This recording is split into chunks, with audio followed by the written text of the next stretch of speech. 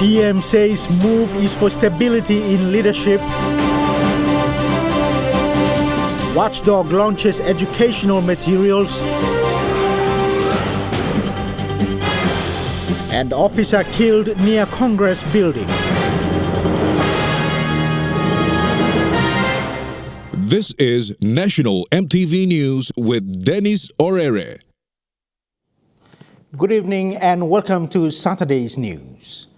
Prime Minister James Marape says the move by 4 MPs to Pangu is to maintain leadership stability within government ranks. PM Marape says since his election as Prime Minister, the number game has remained a pointer. He says the Pangu-led government has remained steadfast in its decision and will keep its effort to steer the country forward despite challenges. The Prime Minister says political stability is crucial. My ascension to office as Prime Minister on the 30th of May 2019, we started politics from day one. The first second, when Mr. O'Neill accepted nomination, politics was running its course all the way up to today. And at the backdrop of political instability, at the back of your mind, you are conscious about the number play and number games. And that has matured to a stage where when the 18-month period terminated towards the end of last year, you saw what was a movement that took place, but we did stabilize the ship. The country has recorded 144 COVID-19 cases in the last 24 hours, ending yesterday at 12 p.m. This now brings the country's total number of cases to 6,619. From these cases, Eastern Highlands Province recorded the highest number of 52 new cases. From these new cases, Eastern Highlands Province recorded the highest number of 52 cases. Western Province recorded the second highest with 30 cases, and NCD reported 18 cases. Other provinces with cases reported in the last 24 hours include Morobe, West New Britain, Southern Highlands, Milne Bay, and East Sepik Province. The country's total cases now stand at 6,619. The country's death toll still stands at 60, with the highest number of deaths in the nation's capital. So far, only 20 provinces, including the autonomous region of Bougainville, have reported cases. The distribution of cases in the country saw NCD with the highest number of 2,963 cases. Western Province reported over 1,500 cases, with West Sepik and Eastern Islands over 300 cases respectively. Morobe, East New Britain and West New Britain reported over 200 cases. Western Highlands and the autonomous region of Bougainville have over 100 cases, with the other provinces below the 100 mark. Globally, the total confirmed cases are over 128 million, with over 650,000 cases recorded in the last 24 hours. The death toll stands at over 2.8 million, of which over 11,000 were reported in the last 24 hours. Gertrude Gabin, National EMTV News. Authorities in the nation's capital are stepping up on enforcing the revised national pandemic orders. The orders include mandatory wearing of face masks, social distancing, restricted public gathering, and removal of illegal vending in public places. NCDC, with the help of its stakeholders, has set up tents at bus stops and build-nut markets to ensure that city residents adhere to the national pandemic orders. The teams have been mobilized across the city to disperse unnecessary loitering and shut down illegal markets that have no control measures in place. Authorities have begun removing these illegal markets and will continue to monitor certain locations for a duration of 1 month. With the COVID-19 pandemic affecting businesses in the country, Number One Super Limited has had its fair share of challenges. When presenting their financial report for the year 2020 earlier this week, Chairman Reg Monagi outlined some of their challenges for the year. Some challenges include non-payment of rentals by tenants. When presenting the fund's financial report, Chairman Reg Monagi gave an outline of the fund's challenges during this pandemic. Some challenges include employers meeting contribution obligations, payments from suppliers and tenants, and unfunded employer benefits. Engagement with members is also difficult in this COVID-19 environment. Engagement with members, it's increasingly difficult to engage with our members as we did previously. Our teams would go out to the provinces and talk to our employer groups to let them know what we're doing. With the COVID-19 pandemic affecting the country's health system, the government has to take measures to minimize its spread. This resulted in the lockdown being introduced last year. CEO Paul Sayers says the restrictions have had its fair share on business operations and how much a business is valued. Now that had an immediate impact to many businesses. Many businesses suffered as a result of that. And if you think about a business and how business is valued, it's around how much money is that business making. Now, we're not saying don't lock the place down. The government needs to make decisions about the best welfare for health. But when you make a decision like that, there is an implication to businesses. In 2020, we saw some of those feed through. For Number One Super, many of their properties are facing the issue of vacancy as they are not tenants, and some tenants still owe them a lot in non-payment of rentals. These include hotels and some government departments that are using their properties. One of the other things that we do is we have a lot of government departments in our buildings. And the challenge that we have with the state at the moment is, like many creditors of the state, we're looking for payments for some of those rental amounts to be paid through so that we can use those funds to again invest back into areas on behalf of the member. They are hoping that these challenges are short-term and members will be able to see benefits when the economy picks up. However, it is on each business to help get the economy in shape, and part of it is what's their response to COVID. Okay, so we think some of these are short-term, and that as the economy lifts and comes out, then members should see a benefit. So it's very important that we think around how can we assist getting the economy back into shape, and part of that is what's our response to COVID. And there's a balance between health and the ramifications to businesses. Rayon Lakingu, National MTV News. You're watching National MTV News. More stories after the break. Stay with us.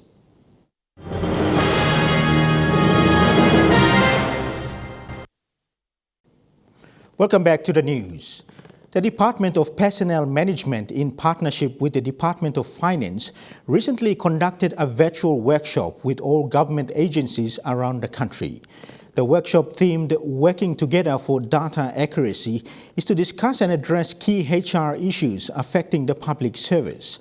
DPM Secretary Tai Sansan says it is important to ensure all public sector agencies understand the national government's expectation. The Zoom workshop conducted from Port Moresby earlier this week has a record of 97 participants joined from around the country. The workshop is to discuss and address key HR issues affecting the public service, with the primary aim of delivering public services at minimal cost. Deputy Secretary Tai Sansan, in her opening remarks, told participants that it is important to correct data on human resources and personnel emoluments, and it is timely to have this workshop in the first quarter of this year. According to Sansan, this is a directive from various NEC decisions since 2016 to address the issue of over-expenditure in pay bill in implementing a number of strategies across the public sector. The importance of the workshop is to ensure all public sector agencies understand the national government expectations, and it will enable DPM to inform the public service on how respective agencies can contribute positively to achieve desired outcomes. With the COVID-19 pandemic affecting the country, the Secretary urged public servants to remain steadfast and continue to serve the people, especially the frontline workers. She encouraged them to take note of the new passing protocols and follow the simple health and safety measures, as it is vital to help stop the spread of the virus. And with the COVID-19 restrictions in place, the public service will continue to utilize the virtual platform to engage with stakeholders. Rayon Lakingu, National MTV News. Having your teeth regularly checked by the dentist is important to ensure good health and clean teeth, and we treat our animals no differently at the Port Moresby Nature Park. And for Port Moresby Nature Park's animal residents, it is no different. Teine Tane, the park's Goodfellows tree kangaroo, went to the RSPCA to have his annual checkup, which included a check and clean of his teeth by vet Clara. Unlike humans, tree kangaroos can't use a toothbrush to clean their teeth, so a healthy diet is important in ensuring good, healthy gums and teeth that last a lifetime. Most animals don't get cavities because their diets aren't high in sugar.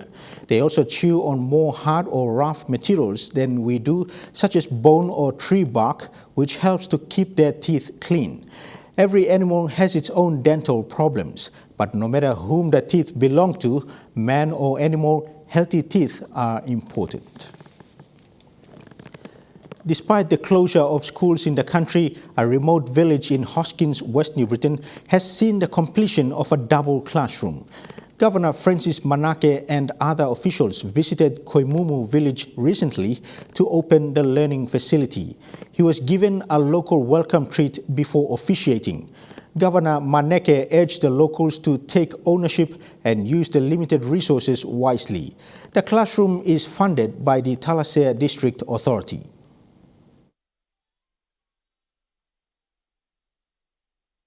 And it falls back to leadership, how we can continue to guide our future. We must consider the indigenous people with respect to our resources. How we can manage our resources. Peace blow you, divide blow you, ground blow you. Now me like talking to you, ground blow me 60 longoya. Am I straight, huh? Because you me no use him. You need to give him nothing law now. Consumer Watchdog, the Independent Consumer and Competition Commission, has launched 24 informational, communication and educational materials. These brochures are aimed at providing businesses and the general public detailed information about the roles and responsibilities of the ICCC. ICCC Commissioner Paulus Ein said the distribution of these brochures is one way of maintaining its awareness programs during the COVID-19 pandemic. The documents include 22 brochures and 2 posters that explain in detail the various roles and responsibilities of the ICCC. The 22 brochures include ICCC's core functions, authorization of anti-competitive business conduct, understanding clearance for business acquisition, and understanding exclusive dealing is a prohibited trade practice. The 2 posters cover the areas of fuel price overcharging and ICCC banned products alert. In a recent media conference, the ICCC announced that it received an authorization application from Kina Securities Limited on 17th March 2021, where Kina Securities is seeking authorization from the ICCC to acquire 89.91% of shares in Westpac Bank PNG Limited. Commissioner Ein explained the role of the ICCC in the acquisition process, urging the public and relevant stakeholders to understand clearly and not be misinformed. The authorization process is purely to assess on the competition effects and the public benefits. And it has nothing to do with the ICCC deciding on who buys. This is something that the ICCC does not or is not required by law to do this.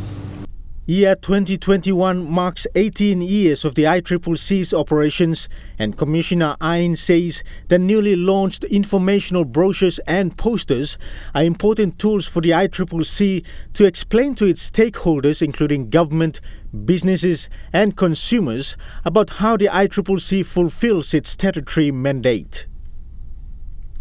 Commissioner Ein also said the existing information and education materials are outdated and therefore required a review to be undertaken, which has now resulted in producing these brochures with updated information.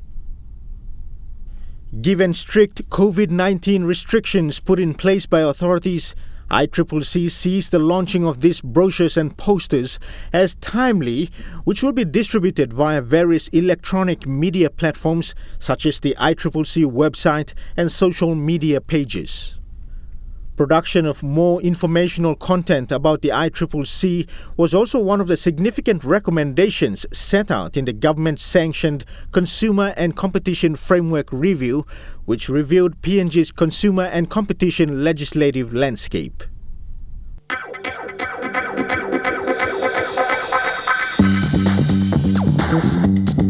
Trukai Sports.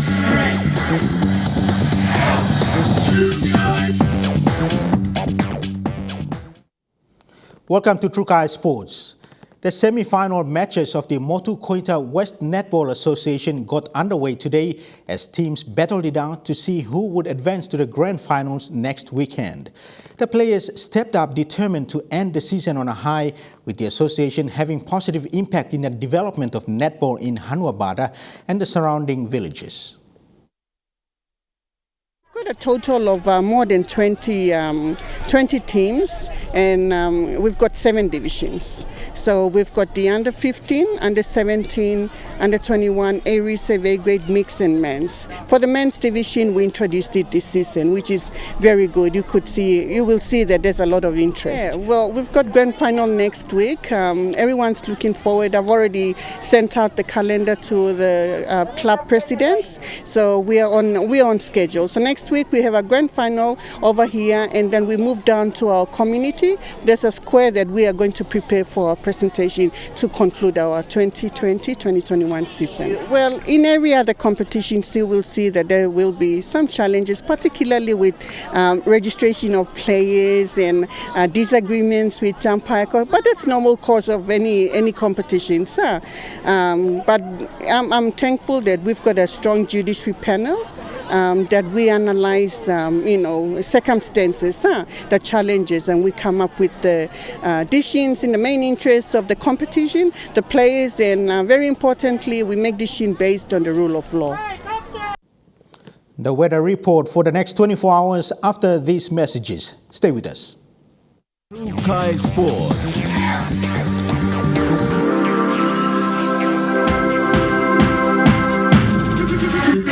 Trukai Sports. This weather update is proudly brought to you by MoneyPlus, with you always.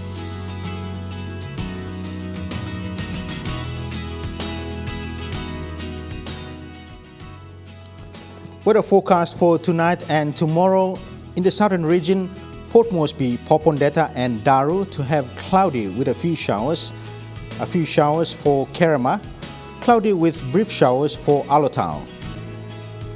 In the Momasa region, Ley and Vanimo will have a few showers, Medang and Wewak brief showers.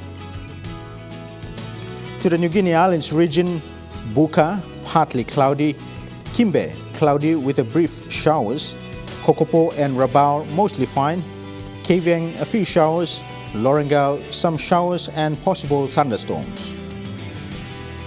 In the Highlands region, Mount Hagen cloudy with showers, Goroka and Kundiawa some showers, Mendi and Wabeg to have a few showers.